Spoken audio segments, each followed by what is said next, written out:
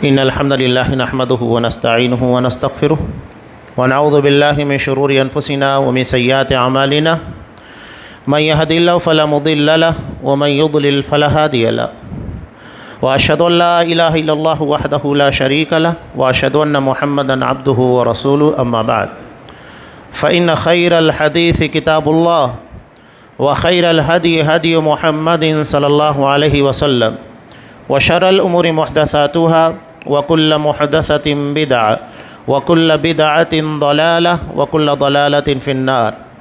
أعوذ بالله السميع العليم من الشيطان الرجيم. بسم الله الرحمن الرحيم. يا أيها الذين آمنوا اتقوا الله حق تقاته ولا تموتن إلا وأنتم مسلمون.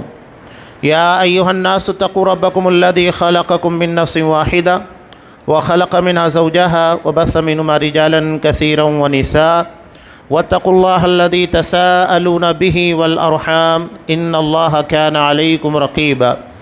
يا أيها الذين آمنوا اتقوا الله وقولوا قولا سديدا يصلح لكم أعمالكم ويغفر لكم ذنوبكم ومن يطع الله ورسوله فقد فاز فوزا عظيما. وقال فقلت استغفروا ربكم إنه كان غفارا يرسل السماء عليكم مدرارا ويمددكم بأموال وبنين ويجعل لكم جنات ويجعل لكم أنهارا. وعن عبد الله بن عمر رضي الله تعالى عنهما قال قال رسول الله صلى الله عليه وسلم لم ينقص قوم المكيال والميزان إلا أخذوا بالسنين وشدة المؤونة وجور السلطان عليهم ولم يمنعوا زكاة أموالهم إلا منعوا القطر من السماء ولولا البهائم لم يمطروا. رواہ ابن ماجہ. تمام قسم کی تعریفات اللہ رب العالمین وحدہ لا شریک کے لیے لائق و زیبا ہیں، جو ساری کائنات کا تنہا خالق و مالک ہے، اور بے شمار درود و سلام ہوں اللہ کے آخری نبی جناب کریم محمد رسول اللہ صلی اللہ علیہ وسلم کی ذات مقدسہ پر. محترم سامعین، عزیز ماں اور بہنوں، حضرت نوح علیہ السلام نے اپنی قوم کو کہا تھا، جس کو قرآن مجید نے سورہ نوح کے اندر نقل کیا، کہا استغفروا ربکم، اپنے رب سے استغفار کرو، مغفرت طلب کرو، اپنے گناہوں کے تعلق سے معافی مانگو. انہ کان غفارا، وہ بڑا بخشنے والا ہے. اس ایک عمل کے نتیجے میں اللہ کی طرف سے تمہیں کتنے انعامات ملیں گے؟ سب سے پہلا انعام یرسل السماء علیکم مدرارا، تمہارے پر بادل کو برستا ہوا چھوڑ دے گا، مسلسل بارش ہوگی. وَيُمْدِدْكُمْ بِأَمْوَالٍ وَبَنِينَ، اس کے علاوہ دو بڑی نعمتیں، اللہ تمہاری مال کے ذریعے مدد کرے گا اور اولاد کے ذریعے مدد کرے گا. اور مزید نعمتوں سے اللہ کیسے نوازے گا؟ وَيَجْعَلْ لَكُمْ جَنَّاتٍ وَيَجْعَلْ لَكُمْ أَنْهَارًا، اللہ تمہارے لیے باغیتیاں اور نہریں جاری کرے گا.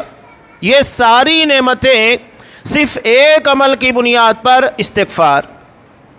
اس کا مطلب یہ ہے کہ اگر ہم بارش سے محروم ہیں یا مال کے اندر کمی نظر آ رہی ہے، ہم جتنی محنت کرتے ہیں، توقع کرتے ہیں، ہمارے کاروبار کے اندر اتنی منافع اور اتنی برکت نظر نہیں آتی، یا ہماری کھیتی باڑی کے اندر ویسی برکتیں ہمیں نظر نہیں آتی ہے، اس کا سیدھا سا مطلب یہ ہے کہ ہم استغفار کے بارے میں کوتاہی کا شکار ہیں.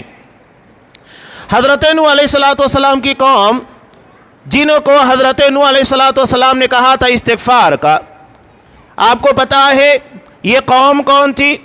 یہ قوم اکثریت شرک کے پر تھی، یعنی وہ مشرکین تھے. حضرت نوح علیہ السلام انہیں شرک سے منع کر رہے تھے. اس کا مطلب یہ ہے کہ سب سے بڑا گناہ یعنی شرک، یہ اللہ تبارک و تعالیٰ کے انعامات اور اس کی رحمتوں اور برکتوں کے دروازوں کو بند کر دیتا ہے. یہ سب سے اہم اور بنیادی وجہ ہے. آج اگر ہم مسلمانوں کا جائزہ لیں گے تو ہمیں خود معلوم ہوگا شرک ہمیں کتنا پھیلا ہوا نظر آتا ہے. مسلمان حیرت ہوگی، آپ نے بہت ساری کلپس دیکھی ہوگی، اور جس شہر کے اندر آپ لوگ رہتے ہیں وہاں تو ان ساری چیزوں کے بارے میں بیان کرنا ضروری بھی نہیں، اس لیے کہ 24 گھنٹے آپ کی نظروں کے سامنے کیا کچھ ہوتا ہے سب آپ کو پتا ہے۔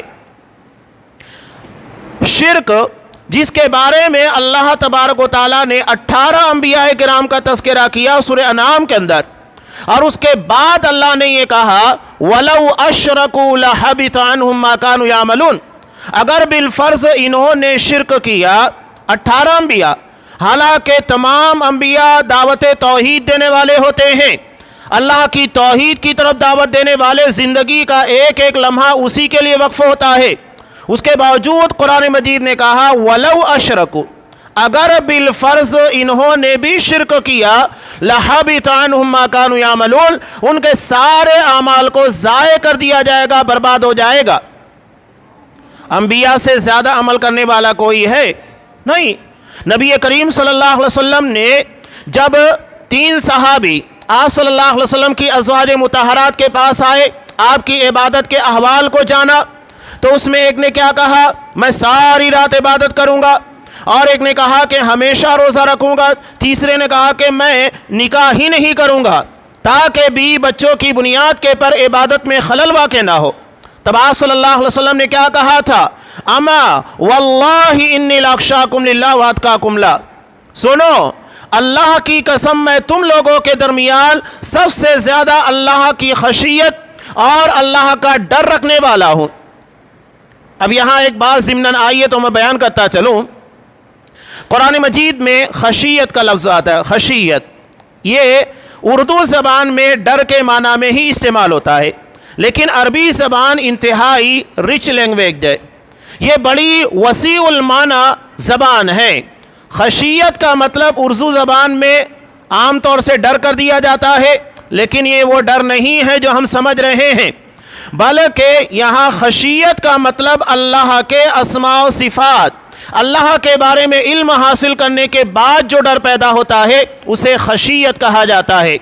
اسی لیے اللہ تبارک و تعالیٰ نے سورہ فاطر کے اندر کیا ارشاد فرمایا، انما یخشی اللہ، وہی خشیت کہا انما یخشی اللہ من عبادہ العلماء، اللہ کا ڈر وہی رکھتے ہیں جو اللہ کے اسماء و صفات، اللہ تبارک و تعالیٰ کے بارے میں علم رکھتے ہیں، یعنی جتنا زیادہ اللہ کی ذات، اللہ کی صفات کے بارے میں علم ہوگا، بندے کے اندر اتنی خشیت، اتنا ڈر پیدا ہوگا۔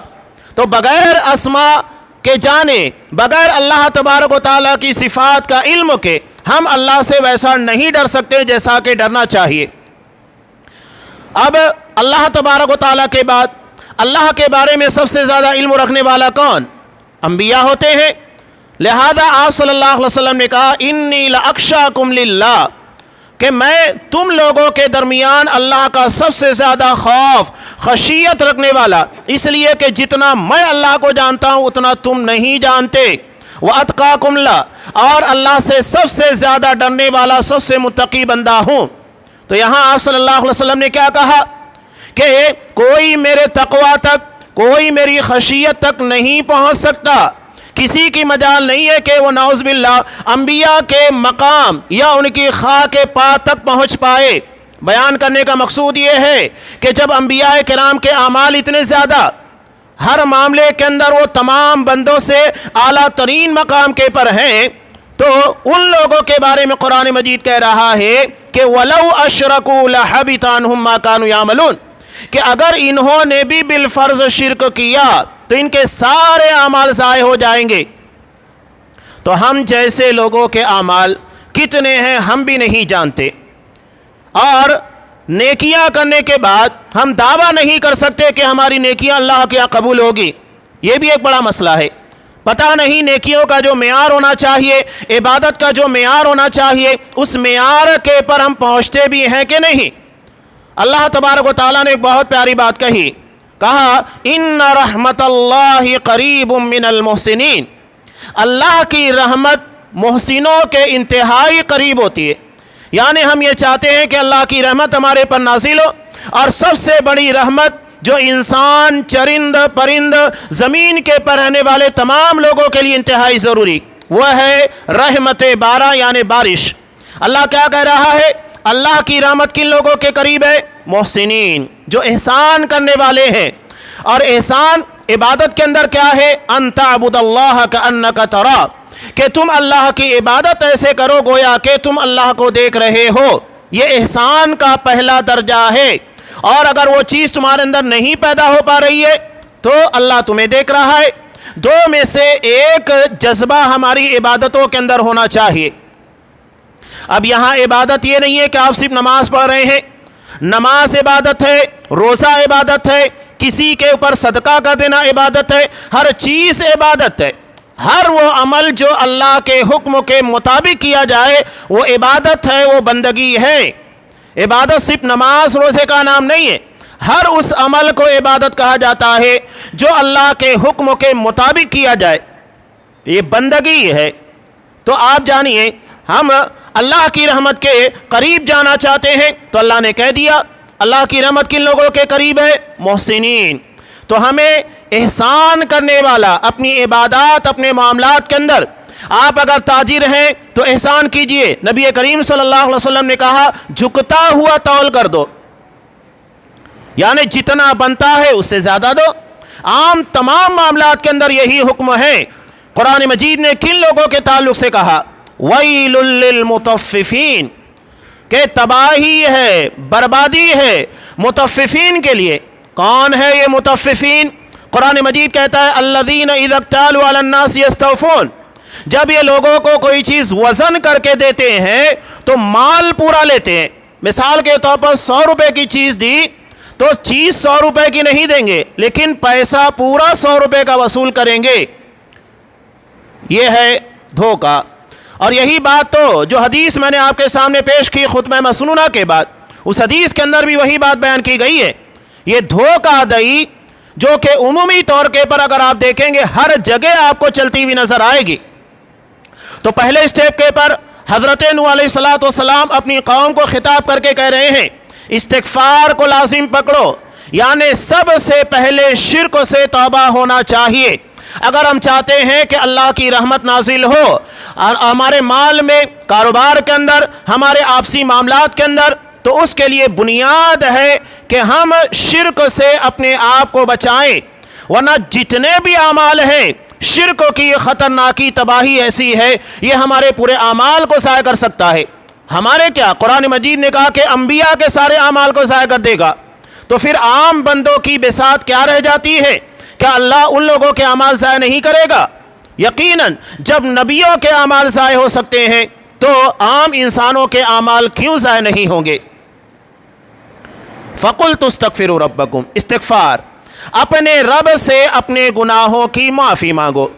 اب یہاں استغفار کا مطلب نہیں ہے جیسا کہ غالب نے کہا تھا رات کو پی لی صبح کو توبہ کر لی، رند کے رند رہے ہاتھ سے جنت نہ گئی۔ ہمارے یہاں وہی ہے، ہم اس بنیاد کے پر یا اس امید کے پر گناہ کرتے ہیں اللہ سے معافی مانگ لیں گے سارا معاملہ ختم ہو جائے گا۔ ہمارے یہاں بہت سارے اعمال ایسے بتا دیے گئے، عمومی طور کے پر ایک درود شریف کے بارے میں بیان کیا جاتا ہے جمعہ کے دن۔ آپ اگر عصر کے بعد پڑھیں گے جو آپ صلی اللہ علیہ وسلم سے ثابت نہیں، من گڑت ہے، اگر آپ اس درود کو پڑھیں گے اللہم صلی علی نبی الامی، اس طریقے کا کوئی درود بنا کر باقاعدہ مساجد کے اندر بھی لگا دیا گیا ہے۔ اس درود کو اگر کوئی شخص جمعہ کے دن عصر کی نماز کے بعد مغرب سے پہلے پڑھتا ہے 100 مرتبہ یا اس کی جو بھی تعداد ہے، تو اس کے 80 سال کے گناہ بخش دیے جاتے ہیں، معاف کر دیے جاتے ہیں۔ اس کا نتیجہ کیا نکلتا ہے؟ بندہ جب یہ دیکھتا ہے کہ میرے اس عمل کی بنیاد کے پر 80 سال کے گناہ بخش دیے گئے، میں کچھ بھی کروں، جب میرے گناہ معاف کر دیے گئے ہیں، اب وہ تجارت کرتے ہوئے دھوکہ دے گا، لین دین کرتے ہوئے بے ایمانی کرے گا، شرک کرے گا، گناہ پر گناہ کرے گا، اسے کوئی ڈر نہیں ہے، اس لیے کہ اس کے ذہن و دماغ کے اندر یہ بات بٹھا دی گئی ہے کہ میرے 80 سال کے گناہ بخش دیے گئے ہیں۔ علاوہ ازیں اسی طرح بہت ساری راتیں جو کہ آپ صلی اللہ علیہ وسلم سے ثابت نہیں، مثال کے طور پر شب برات، اس کے بارے میں کہ اس ایک رات کی عبادت سے سال بھر کے گناہ بخش دیے جاتے ہیں۔ اب بندہ آزاد، جب کہ یہاں تفریق نہیں سکھائی جاتی،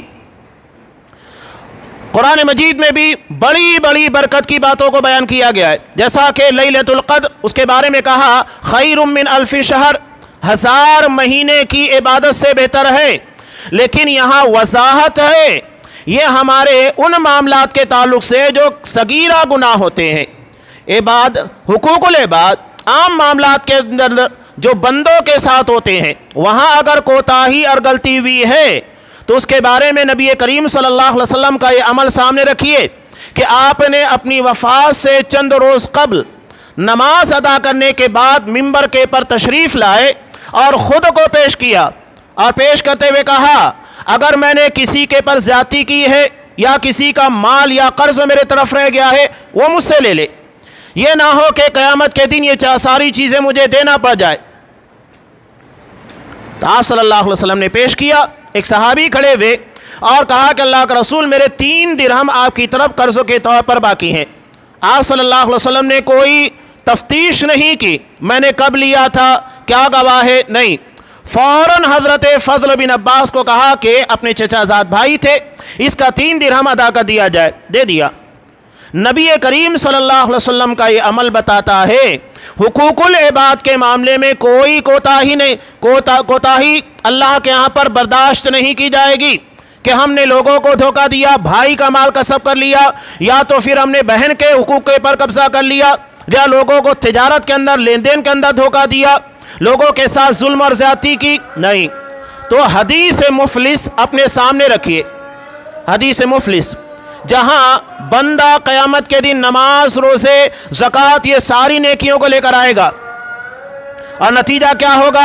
آپ صلی اللہ علیہ وسلم نے کہا، مسلم کی مشہور روایت ہے، وَيَأْتِي قَدْ شَتَمَ هَذَا وَقَذَفَ هَذَا وَأَكَلَ مَالَ هَذَا وَسَفَكَ دَمَ هَذَا وَضَرَبَ هَذَا، کسی کو گالی دیا ہوگا، کسی کے پر بہتان تراشی کی ہوگی، کسی کا مال ناجائز طریقے سے کھایا ہوگا، کسی کو مارا ہوگا، کسی کا خون بہایا ہوگا۔ تو یہ سارے مظلومین قیامت کے دن آئیں گے اور اپنے ظلم کا بدلہ اللہ کی عدالت میں لیں گے، وہاں نیکیوں کی شکل میں تبادلے ہوں گے، یعنی جتنے زیادتیاں اس نے کی ہوں گی، یہ نماز، روزہ، زکوٰۃ، یہ ساری نیکیاں بھی ان کی زیادتیوں کو معاف کرنے کا ذریعہ نہیں بنے گی۔ یہ نہیں کہ اس نے بہت نماز ادا کی، بہت زکوٰۃ ادا کی ہے، اس بنیاد کے پر اس کے گناہ کو معاف کر دیا جائے، جبکہ آپ صلی اللہ علیہ وسلم نے نماز کے تعلق سے کیا کہا؟ ایک نماز دوسرے نماز کے درمیان کے گناہوں کو بخش دینے کا، معاف کرنے کا ذریعہ ہے۔ لیکن یہاں وضاحت ہو رہی ہے کہ وہ ان اعمال کو نہیں، ان گناہوں کو نہیں بخشتی ہے جو حقوق العباد سے متعلق ہے۔ یہ عام صغیرہ گناہ ہے جنہیں معاف کیا جاتا ہے، جنہیں بخش دیا جاتا ہے۔ تو یہ بات سمجھنا بہت ضروری ہے کہ کون سے گناہ معاف کیے جاتے ہیں اور کن گناہوں کو اللہ کے یہاں پر معاف نہیں کیا جاتا۔ ہمارے ہاں عمومی طور کے پر ایک جملہ کہا جاتا ہے نا کہ بندہ ظلم اور زیادتی بندوں کے ساتھ کرتا ہے اور معافی اللہ سے مانگتا ہے، اللہ معاف کرنے والا نہیں ہے۔ یہ نہیں کہ ہم نے لوگوں کے مال ناجائز طریقے پر کھا لیا، یا ان کے مال کے اندر ہم نے خرد و بن کی، غبن کیا، چوری کی، یہ ساری چیزیں اس کی بنیاد کے پر اللہ سے معافی مانگے اللہ ہمیں بخش دے گا، ایسا ممکن نہیں ہے، بلکہ اس کے لیے بندوں سے معافی تلافی ضروری ہے۔ آپ صلی اللہ علیہ وسلم نے خود کو پیش کیا، اس کا مطلب کیا ہے؟ اس کا مطلب یہ ہے کہ اگر رسول بھی بندوں کے ساتھ زیادتی کرے تو اسے نہیں بخشا جائے گا، تو عام انسانوں کی بساط کیا ہے کہ اگر انہوں نے بندوں کے ساتھ زیادتی کی ہے تو انہیں بخشا جائے گا۔ جب نبی کو نہیں بخشا جائے گا تو عام انسانوں کے بھی معاملات کو نہیں بخشا جائے گا۔ اس معاملے کے اندر ہمیں بہت محتاط رہنا چاہیے۔ تو یہ استغفار کا مطلب اللہ تبارک و تعالیٰ سے اپنے گناہوں کی معافی مانگنا، معافی یعنی اس کی اصلاح کی کوشش کرنا۔ یہ نہیں کہ ہم ایک طرف گناہ پر گناہ کرتے جا رہے ہیں اور دوسری طرف ہم اللہ سے معافی بھی مانگ رہے ہیں، یعنی ہم ایک ایسے تھیلے کے اندر یا ایسے برتن کے اندر اپنا مال جمع کرنے کی کوشش کر رہے ہیں جس میں سوراخ لگا ہوا ہے۔ آپ پوری زندگی اس کے اندر مال جمع کرتے رہیں، وہ کبھی جمع ہونے والا نہیں ہے۔ تو استغفار سب سے پہلے شرک کے بارے میں اللہ سے معافی مانگی جائے، اس لیے کہ شرک ہمارے سارے اعمال کو برباد کر دینے والا عمل ہے۔ نبی کریم صلی اللہ علیہ وسلم استغفار کی اہمیت سمجھیے، یہ ہماری زندگی کے اندر کتنا ضروری ہے۔ اگر ہم اپنا جائزہ لیں اپنے معاملات کے پر، اگر سماج کے تعلق سے غور کریں، شرک ہمیں جگہ جگہ نظر آتا ہے۔ اس کے بعد اگر ہم نیچے اترتے ہیں، سود ہے، دھوکہ دہی ہے، عام معاملات زندگی، ہر جگہ کے پر ہمیں کوتاہیاں نظر آتی ہیں۔ یہاں ٹھیک ہے وہ ساری چیزیں ہمیں نظر نہ آئے جو دوسرے شہروں کے اندر ہو، لیکن سودی معاملات ایسے بڑھ چکے ہیں کہ اللہ رحم کرے۔ جہاں آپ کو ضرورت پڑی، یہاں تک کہ لوگ ایک چور دروازہ نکال کر دے دیے ہیں کہ آپ اگر اسلامی حکومت کے اندر نہیں رہ رہے ہیں، یعنی جہاں اسلامی حکومت نہیں ہے وہاں سودی لین دین آپ کے لیے جائز ہے۔ کیا آپ صلی اللہ علیہ وسلم نے ایسی کوئی بات کہی کہ اگر آپ اسلامی حکومت میں نہیں ہیں تو سود آپ کے لیے حلال ہو جاتا ہے؟ نہیں، آپ نے قباحت دنیا کے تمام مسلمانوں کے لیے بیان کی، بلکہ طبرانی کی روایت میں ہے حضرت عبداللہ ابن مسعود رضی اللہ تعالیٰ عنہ سے مروی، یہ ایک حدیث ہی کافی ہے سود کی قباحت کو بیان کرنے کے لیے۔ آپ صلی اللہ علیہ وسلم نے کہا سود کے جو گناہ ہیں وہ اس کے 36 درجات ہیں، اور سب سے ہلکا درجہ یہ ہے کہ بندہ اپنی ماں کے ساتھ زناکاری بدکاری کرے، یہ سب سے ہلکا ہے، اس کے بعد جو ہیں اس سے کہیں زیادہ بڑے ہیں۔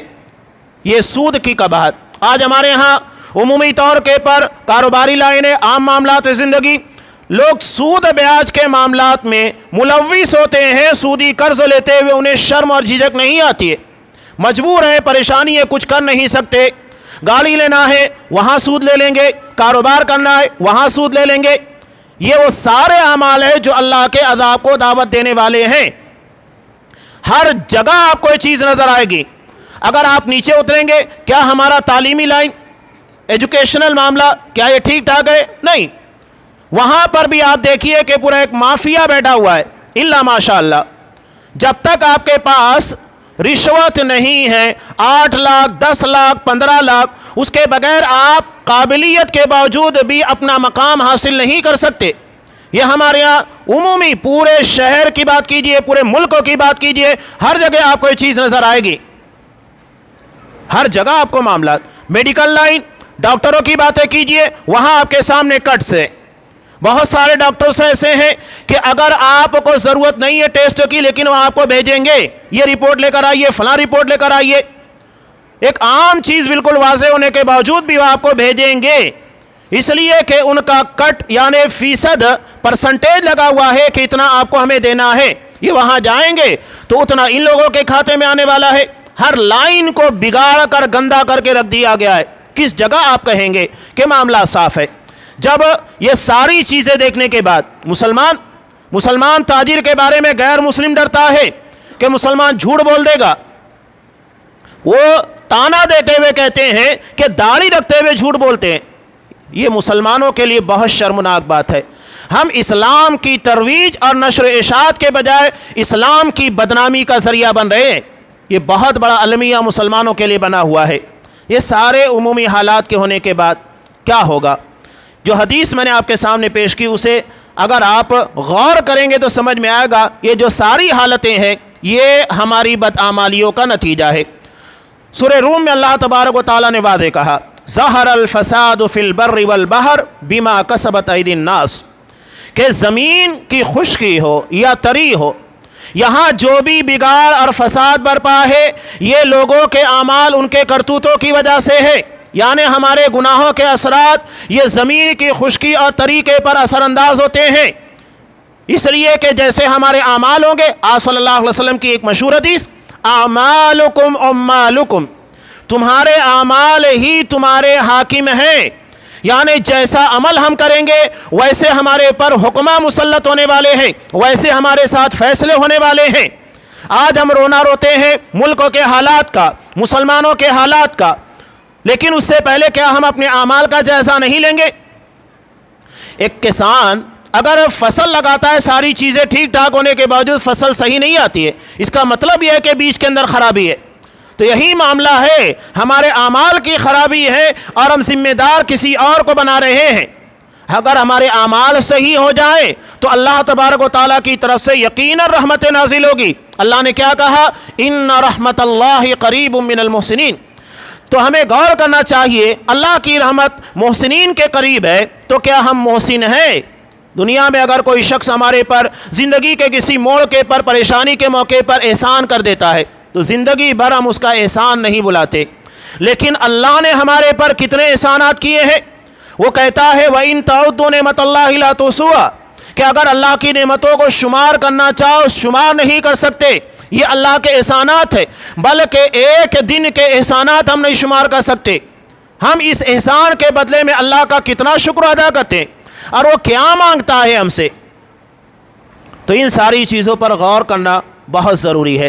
نبی کریم صلی اللہ علیہ وسلم کی مشہور حدیث جسے امام ابن ماجہ رحمۃ اللہ علیہ نے روایت کیا، آپ صلی اللہ علیہ وسلم نے ارشاد فرمایا لم ينقص قوم المکیال والمیزان، جو قوم بھی ناپ تول میں کمی کرتی ہے۔ اب یہاں ناپ تول کا مطلب اور جو سورہ مطففین کے اندر بیان کیا گیا، ایک اصول بیان کیا جا رہا ہے، جتنا دو اس آپ نے جتنا دیا ہے اس سے زیادہ لینے کی کوشش کرو۔ کمی بیشی اسی کو کہا جاتا ہے ناپ تول کی کمی۔ اب یہاں اگر اس چیز کو عمومی طور کے پر دیکھا جائے، اب یہاں کیا ہوتا ہے، اگر آپ ایک دکاندار کے پاس گئے 100 روپے دیا، لیکن وہ آپ کو 100 روپے کی چیز نہیں دیتا ہے، 90 روپے کی دیتا ہے، 95 روپے کی دیتا ہے، وہ ناپ تول کی کمی ہے۔ یہی معاملہ سارے معاملات کے اندر ہے۔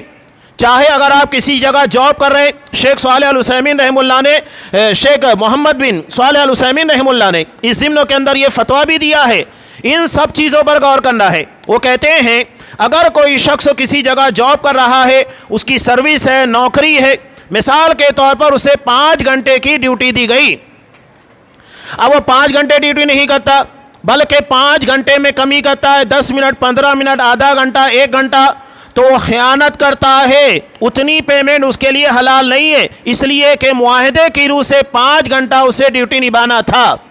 یہ ساری چیزیں الا یہ کہ آپ اس کی وضاحت کریں مالک سے اور بتا دے یہ اتنا وقت ہے، میں یہاں سے نکلنا چاہتا ہوں، اجازت مل جائے تو بات الگ ہوتی ہے۔ لیکن اگر آپ اس میں بغیر بتائے ہوئے کمی کر رہے ہیں، چاہے آپ کسی دکان کے پر کام کرتے ہو یا آپ سرکاری اسکولوں میں کام کرتے ہو یا جاب سے کر، کہیں پر بھی اپنی ذمہ داری کے اندر اگر آپ نے کوتاہی برتی ہے، چاہے وہ کوئی امام ہو، کوئی مؤذن ہو، کوئی عالم ہو، یہ سارے لوگوں کے لیے ہے۔ جو طے ہوا ہے اس کے مطابق کام کرنا، یہ ہمارے معاہدے ہیں، یہ ہماری ڈیوٹی ہے۔ اس میں اگر کمی کی جا رہی ہے تو اللہ کے ہاں باس پرس ہوگی۔ یہ ناپ تول میں کمی کی ایک شکل ہے۔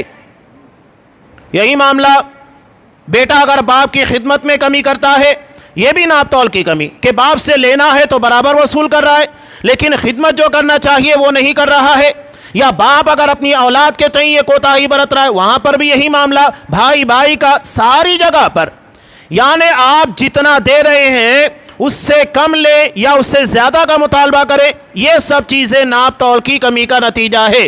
ایک تو ظاہری طور پر نظر آتی ہے کہ لین دین کے وقت تو اس طرح کا دھوکہ ہو، یہاں دودھ کی بات کیجئے، دیگر ساری چیزوں کی، بہت سارے گوشت بیچنے والے کیا کرتے ہیں، گوشت کو پانی میں ڈبو کر نکالتے ہیں اور اس کی جو وزن بڑھ جاتا ہے اس کی قیمت وصول کی جاتی ہے، خاص طور سے بڑھایا جاتا ہے، وزن بڑھانے کے لیے اسے پانی میں ڈبویا جاتا ہے۔ یہ بہت سارے دھوکہ دہی کی شکلیں ہیں، آپ وضاحت کیجئے۔ آپ صلی اللہ علیہ وسلم نے کیا کہا، جب مدینہ کے بازار میں نکلے، ایک جگہ اناج کا ڈھیر رکھا ہوا تھا، اوپر سوکھا گیہوں رکھا ہوا ہے اور اندر گیلا تھا۔ آپ صلی اللہ علیہ وسلم نے ہاتھ اندر ڈالا، باہر نکالا تو دیکھا گیہوں گیلا ہے، تو انہوں نے کہا، آپ صلی اللہ علیہ وسلم نے کہا یہ کیا ہے؟ کہا کہ رات بارش ہونے کی وجہ سے وہ گیلا ہو گیا۔ تو آپ صلی اللہ علیہ وسلم نے کہا کہ تم نے اس کی وضاحت کیوں نہیں کی، اسے اوپر رکھنا چاہیے تاکہ لینے والا سمجھ جائے کتنا گیلا ہے کتنا سوکھا ہے۔ یہ ساری چیزیں یہی مسلمانوں کی ایمانداری ہے جس کی بنیاد کے پر انہیں دنیا اور آخرت کی برکتیں ملتی ہیں۔ ہم دروازوں کو، راستوں کو بند کر رہے ہیں اور اس کے بعد رونا رو رہے ہیں کہ اللہ کی رحمت ہمارے پر نہیں آ رہی ہے، اللہ کی برکتیں نہیں نازل ہو رہی ہے۔ تو ان چیزوں کو سمجھنا بہت ضروری ہے جو آپ صلی اللہ علیہ وسلم نے بیان کیا۔ لم ينقص قوم المکیال والمیزان، جو قوم بھی ناپ تول میں کمی کا شکار ہوتی ہے، اس میں کمی کرتی ہے، الا اخذوا بالسنین وشدۃ المؤونہ، دو طریقے کا عذاب ان لوگوں کے پر آتا ہے، قحط سالی جس کا نتیجہ یہ ہوتا ہے کہ تمام لوگ اس کی زد میں آ جاتے ہیں، اور شدۃ المؤونہ، اخراجات کے معاملے میں تنگی ہو جاتی ہے۔ آج آپ دیکھیے ہم نے اتنے سارے اپنے زندگی کے اندر فضول اخراجات بڑھا لیے ہیں، جس کی بنیاد کے پر انسان کی جو سیلری ہوتی ہے، اس کی انکم ہوتی ہے، اس کے لیے مسئلہ بن رہی ہے، اس میں اخراجات پورے نہیں ہو رہے، اس لیے کہ ہم نے چادر سے زیادہ اپنے پیر کو پھیلا لیا ہے۔ بجائے اپنی سیلری، اپنی انکم کے رونا رونے کے، آپ اپنے اخراجات اور اپنی ضروریات کو کم کی دیجئے، معاملہ حل ہو جائے گا۔ لیکن ہم اپنی ضروریات کو کم نہیں کریں گے، شادی بیاہ کے موقع، دیگر مواقع، ایسے اخراجات کہ اللہ رحم کرے۔ آپ صلی اللہ علیہ وسلم نے شادی کے موقع پر حکم دیا ایسر و معونہ، یعنی جتنی آسانی کے ساتھ خرچ ہو سکے اپنی استطاعت کے مطابق ویسے کرو، اس میں برکت زیادہ ہے۔ لیکن ہم کیا کرتے ہیں، قربانی کے موقع کے پر حصہ ڈھونڈتے ہیں، ایک جانور میں حصہ لینا ہے، بکرا لینے جائیں گے، سوچیں گے کم سے کم بجٹ کے اندر آئے گا کہ نہیں، لیکن جب شادی بیاہ کے موقع ہوتے ہیں، جانوروں کے پر جانور، ایک آدمی کئی جانور کاٹتا ہے اپنے ہاں شادی بیاہ کے موقع پر، لیکن قربانی کے موقع پر جو عبادت ہے، جس کا حکم دیا گیا ہے فَصَلِّ لِرَبِّكَ وَانْحَرْ، اپنے رب کے لیے قربانی کرو، نماز پڑھو، وہ ہمارے لیے اہمیت نہیں ہے۔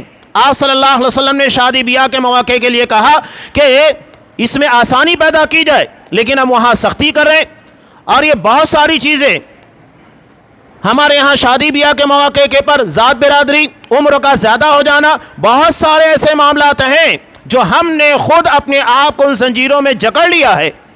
تو یہ آپ صلی اللہ علیہ وسلم نے کہا شدۃ المؤونہ، اخراجات میں تنگی پیش آئے گی، خرچوں کے معاملے کے اندر تنگی پیش آنا شروع ہو جائے گی۔ اس کے بعد آپ صلی اللہ علیہ وسلم نے تیسری چیز بیان کی جس سے ہم آپ جونج رہے ہیں، وَجَوْرِ السُّلْطَانِ، جو ہمارا حاکم ہوگا اس کی ظلم اور زیادتیوں کا شکار ہونے والے ہیں۔ یہ ناپ تول کی کمی کا نتیجہ 3 بڑے عذاب کو دعوت دیتا ہے، قحط سالی کو دعوت دیتا ہے، اخراجات یعنی ہمارے جو گھر کے اخراجات ہیں اس کے اندر مسائل پیدا ہوتے ہیں، اور حکومت ایسی مسلط ہوگی، حاکم ایسا مسلط ہوگا جو ہم پر ظلم اور زیادتیاں کرے گا، ایسے قانون بنائے گا جو ہمارے لیے مسائل پیدا کرے، جس میں ہمارے تجارت کے اندر تنگی پیدا ہوگی، ہمیں اپنے مذہبی رسومات کو ادا کرنا مشکل ہو جائے گا، اور ہماری عیدوں کے لیے مسائل پیدا ہوں گے۔ یہ سب کے سب ایک گناہ کا نتیجہ ہے جس کے بارے میں ہم غور کریں، صرف تاجر نہیں، ہر کوئی غور کرے کہ ہمارے اپنے ذمے جو حقوق نکلتے ہیں ہم اسے کتنا صحیح طور پر ادا کر رہے ہیں اور کتنی کوتاہی کا شکار ہے۔ ہر کوئی مطالبہ کر رہا ہے، باپ ہے تو بیٹے سے، بیٹا باپ سے، بھائی سے، پڑوسی سے مطالبہ ہے، قوم کا مطالبہ امام سے ہوتا ہے، امام کا مطالبہ قوم سے ہوتا ہے، ہر کوئی مطالبہ کر رہا ہے، اپنی ذمہ داری نبھانے کے بارے میں کوئی نہیں سوچ رہا ہے۔ یہ بہت بڑا المیہ ہے۔ اسلام مطالباتی دین نہیں ہے، اسلام یہ اپنے حقوق اور واجبات، ذمہ داریوں کو سمجھ کر اس کو ادا کرنے کا حکم دیتا ہے۔ آپ صلی اللہ علیہ وسلم نے کہا کلکم رائن، ہر کوئی ذمہ دار ہے اور ہر کوئی اپنی ذمہ داری کے متعلق اللہ کے ہاں جواب دہ ہے۔ تو یہ سمجھنا بہت ضروری ہے۔ تو یہ 3 بڑے عذاب مسلط ہوتے ہیں ناپ تول کی کمی کے نتیجے میں، یعنی قحط سالی، اخراجات کے اندر تنگی، اور ایسے حاکم کا مسلط ہونا جو ہم پر ظلم اور زیادتیاں کرے۔ اس کے بعد آپ صلی اللہ علیہ وسلم نے کہا وَلَمْ يَمْنَعُوا زَكَاةَ أَمْوَالِهِمْ، جو لوگ اپنے مال کی زکوٰۃ روکیں گے، ادا نہیں کریں گے، نتیجہ کیا ہوگا؟ إِلَّا مُنِعُوا الْقَطْرَ مِنَ السَّمَاءِ، تو آسمان سے بارش ان لوگوں کے لیے روک دی جائے گی، اور وَلَوْلَا الْبَهَائِمُ لَمْ يَمْطَرُوا، اگر چوپائے جانور نہیں ہوتے تو اللہ انہیں بارش کا ایک قطرہ نہیں دیتا۔ شکر منائیے کہ جانوروں کی بنیاد کے پر ہم پر رحم کیا جا رہا ہے، ہمیں بارش سے نوازا جا رہا ہے، یہ ہمارے اعمال کا نتیجہ نہیں بلکہ جانوروں کی برکت ہے کہ ان کی وجہ سے اللہ ہمیں بارش سے نوازتا ہے۔ یہ سارے معاملات جو ایک حدیث کے اندر بیان کیے گئے ہمیں خود غور کرنا ہے، کیا ہم اپنے مال کی زکوٰۃ صحیح طور پر ادا کرتے ہیں؟ کیا ہم ناپ تول کی کمی کے شکار ہیں کہ نہیں ہے؟ خود غور کیجئے۔ اگر انسان کے سر میں درد ہو رہا ہے تو بلا وجہ نہیں ہوگا، آپ کے سارے معاملات درست ہوں، صحت درست ہو، اس کے بعد آپ کا سر درد کرے، یا آپ کو اپنڈکس کی شکایت ہو جائے، ہارٹ کا پرابلم ہو جائے، ایسا نہیں ہو سکتا۔ کوئی کوتاہی ہے جس کی بنیاد کے پر آپ کا جسم کسی بیماری کا شکار ہوا ہے۔ تو آپ صلی اللہ علیہ وسلم نے کہا اگر قحط سالی ہے، بارش نہیں ہو رہی ہے، یا ظالم بادشاہ ہمارے پر مسلط کیا گیا ہے، تو اس کا مطلب یہ ہے کہ ہم ناپ تول کی کمی کا شکار ہیں، ہم زکوٰۃ صحیح طور پر ادا نہیں کر رہے ہیں، اور اس کے لیے استغفار کا دروازہ رکھا گیا ہے۔ حضرت عمر بن خطاب رضی اللہ تعالیٰ نے ایک مرتبہ ان کے زمانے میں قحط سالی واقع ہوئی، یہ تشریف لائے اور ان آیتوں کو جس میں استغفار کا حکم تھا، اپنے گناہوں کی معافی کا حکم تھا، ان ساری آیتوں کو پڑھا اور اتر گئے۔ کہا کہ میں نے آسمان سے بارش کے ان دروازوں کو کھولنے کی درخواست کی ہے جس کی بنیاد کے پر بارش نازل ہوتی ہے، اور وہ استغفار۔ اور استغفار کا مطلب اپنی سدھار کرنا، اپنی غلطیوں کے بارے میں متنبہ ہونا اور اس کو صحیح کرنے کی کوشش کرنا۔ یہ نہیں کہ غلطیوں کے پر غلطیاں ہو رہی ہیں اور ہم توبہ کر رہے ہیں، استغفار کر رہے ہیں، نہیں۔